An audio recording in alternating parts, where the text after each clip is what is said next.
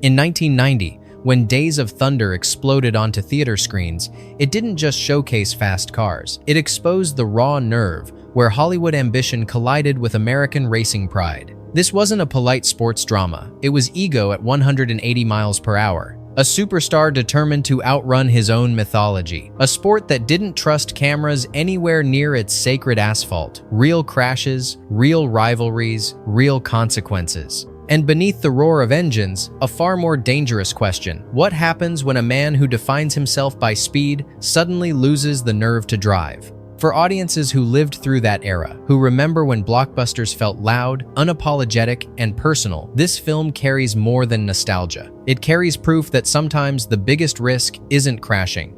It's confronting fear. And what happened behind the scenes was even more volatile than anything on the track.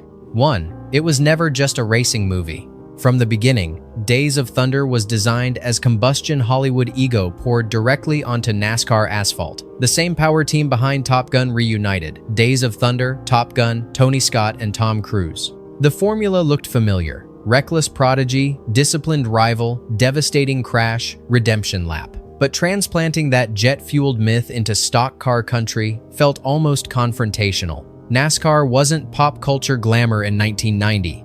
It was regional pride, mechanical precision, and inherited loyalty. That tension gave the film teeth. This wasn't a glossy sports fantasy. It was a high-stakes experiment, testing whether Hollywood myth could survive real American horsepower. The gamble gave the movie urgency before a single engine turned over. 2. NASCAR didn't trust the cameras. Before filming began, NASCAR leadership braced for humiliation. Racing had been caricatured before. Access to real tracks, garages, and race weekends came slowly, cautiously. Crews watched the production like referees guarding sacred ground. Yet what they saw surprised them. Technical advisors obsessed over tire pressure, drafting strategy, pit choreography. Authenticity wasn't cosmetic, it was structural. Drivers realized this movie wasn't mocking them, it was studying them. That shift changed everything. By the time cameras rolled at Daytona, cooperation replaced suspicion. The sport that feared distortion became a collaborator in its own myth-making. The uneasy truce infused the film with credibility that no script rewrite could fake.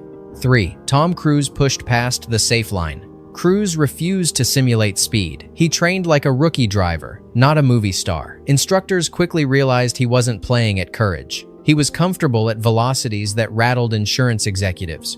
Restrictions quietly followed. Certain takes were reassigned, but the damage or gift was already done. When Cole Trickle grips the wheel, that intensity isn't theatrical, it's physiological. You see calculation in his eyes, not acting beats. That authenticity vibrates through every racing scene. The audience senses the risk because it existed. Cruise didn't want to look fearless. He wanted to feel it. And that insistence raised the stakes for everyone on set. 4. The rivalry wasn't entirely fiction. The friction between Cole Trickle and Rowdy Burns crackles because it wasn't manufactured in a vacuum. Competitive energy spilled beyond scripted scenes. Rehearsals grew sharper. Blocking carried tension. Stunt coordinators intervened more than once when intensity edged too close to collision. That rawness translated directly to film. When their cars slam metal to metal, it feels personal. When respect slowly replaces hostility, it feels earned. The rivalry evolves from ego to brotherhood without sentimental shortcuts. It remains one of the film's most durable arcs, and it works because the edge was real before the camera ever rolled. 5. The crashes were brutally physical. No digital safety net softened the violence. Cars flipped at speed. Cameras were mounted inside vehicles with limited certainty about what they would capture. Metal bent for real. Several cars were destroyed outright. Drivers involved described the sequences as some of the most punishing they'd experienced. That physicality anchors the film's emotional core. When Cole later stares at his trembling hands in a hospital bed, the audience remembers the impact. The fear lingers because the crash felt tangible. The realism made vulnerability credible. 6. Fear became the boldest plot turn, turning a racing hero into a man afraid to drive unsettled studio executives. Audiences were supposed to cheer confidence, not hesitation, yet the film leaned into fragility. Cole's identity fractures when speed becomes terrifying rather than liberating. That inner struggle reframes the story. The race shifts from track position to psychological recovery. Viewers who revisit the film decades later often find this portion resonates more deeply than the action. It's not about horsepower, It's about rebuilding self-trust when confidence collapses. Number 7. The love story changed the script. Originally secondary, the romance expanded as chemistry intensified between Cruise and Nicole Kidman. Scenes were rewritten, emotional beats deepened. She became more than emotional support. She became intellectual opposition to recklessness. That balance grounded the film. Off-screen, the relationship extended beyond the set, blurring fiction and reality. Tabloids followed. Public fascination grew. The film didn't just capture chemistry, it generated it. That authenticity gives the love story longevity far beyond the checkered flag. 8. Rowdy Burns wasn't meant to be redeemed. In early drafts, Rowdy was a disposable antagonist. That shifted during production. The rivalry felt too layered to end with simple defeat. The character evolved into reluctant mentor and moral mirror. Instead of conquest, the climax leaned toward respect. The adjustment elevated the narrative beyond sports cliché. The tension matures rather than explodes.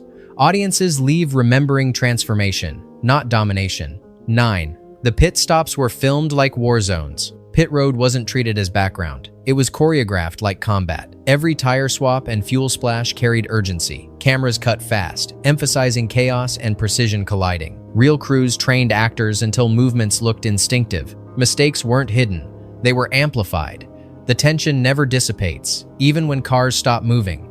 The pit sequences remind viewers that racing is teamwork under microscopic pressure. 10. The sound was engineered to shake memory. On-track audio rarely survived intact. Wind distortion and safety barriers compromised recordings. The sound team rebuilt the roar, layer by layer engines from different formats, enhanced tire squeals, reinforced gear shifts. The result was louder and heavier than reality. That design etched itself into memory. Anyone who watched on VHS remembers the growl vibrating through speakers. It wasn't documentary accuracy, it was cinematic force. 11. The ending was shot out of emotional order.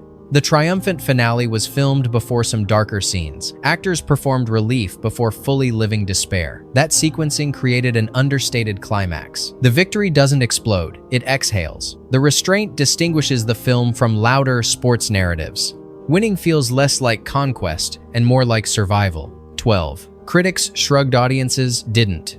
Initial reviews labeled the film derivative. Comparisons to Top Gun felt unavoidable. Yet audiences kept showing up. Home video carried it into living rooms. Cable rotation cemented familiarity. Over time, the emotional sincerity outpaced critical skepticism. The film matured with its viewers.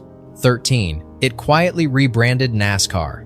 After release, NASCAR's national image shifted, attendance spiked. Younger audiences saw drivers as cinematic figures, not regional athletes. Rivalries gained dramatic framing. The sport felt larger than its tracks.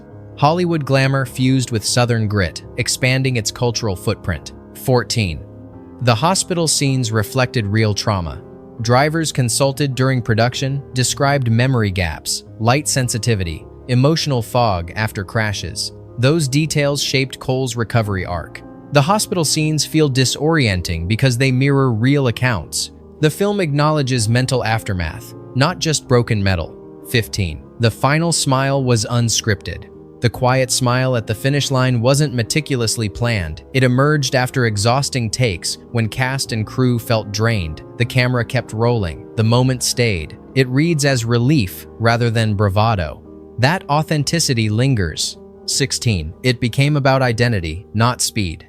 Ultimately, Days of Thunder endures because it explores more than racing. Speed serves as metaphor for ego, ambition, and fear. Cole's arc reflects anyone who has lost confidence and fought to regain it. Rivalry transforms into respect. Romance challenges recklessness. Victory feels quieter than survival. The film captures an era when blockbusters embraced sincerity without apology. And for audiences who return to it decades later, the lesson sharpens. Greatness isn't measured by how fast you go. It's measured by who you become when you're forced to slow down. Days of Thunder isn't remembered because of horsepower or box office numbers. It endures because it understands something deeper about pride, fear, and reinvention. It shows that raw talent without discipline collapses, that rivalry can evolve into respect, and that real strength isn't roaring down the straightaway, it's climbing back into the car after doubt has taken hold. For those of us who grew up when movies wore their emotions on their sleeves,